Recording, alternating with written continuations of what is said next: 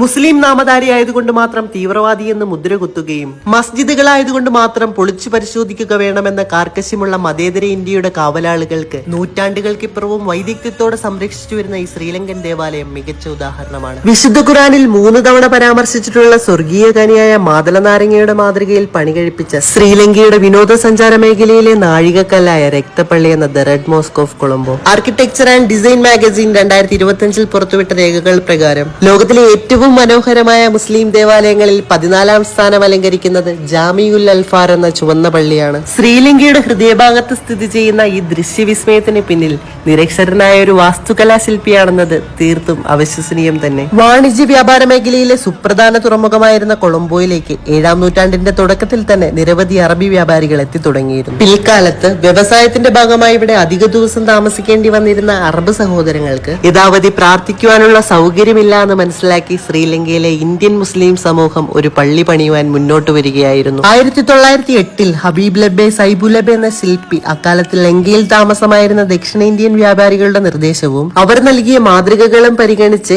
Indo സാറാസെനിക് രീതിയിലാണ് ചുവന്ന പള്ളിയുടെ നിർമ്മാണം പൂർത്തിയാക്കിയത്. അതുകൊണ്ട് തന്നെ ഹിന്ദു മുഗൾ വാസ്തുകലയുടെ കൂടിച്ചേരലാണ് നമുക്കിവിടെ കാണുവാൻ സാധിക്കുന്നത്.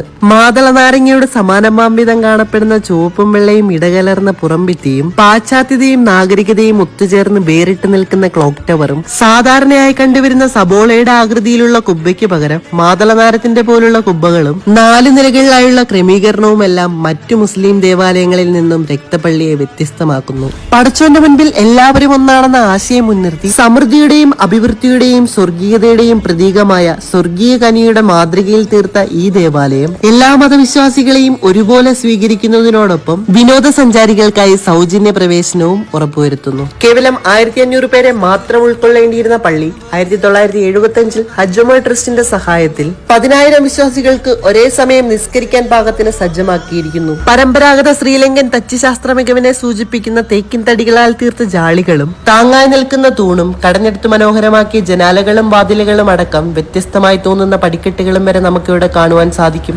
ആരാണോ മാതള നാരങ്ങ കഴിക്കുന്നത് അവന്റെ ഹൃദയം 40 ദിവസവും പ്രകാശപൂരിതമാകട്ടെ എന്ന നബിവചനം ഓർത്തുകൊണ്ട് പുണ്യമാസത്തിലെ വ്രതശുദ്ധിയുടെ നാളുകൾ അവസാന ദിവസത്തിലേക്ക് എത്തി നിൽക്കുമ്പോൾ ലോകത്തുള്ള എല്ലാ മുസ്ലിം സഹോദരങ്ങൾക്കും വലിയ പെരുന്നാൾ ആശംസകൾ നേരുന്നു. വരും നാളുകളിലെങ്കിലും ഖലീഫ ഉമറിനെ പോലെയുള്ള ഭരണാധികാരികൾ ഉണ്ടാകട്ടെ എന്നും ഗാസയുടെ അരക്ഷിതാവസ്ഥ മാറട്ടെ എന്നും നമുക്ക് പ്രത്യാശിക്കാം.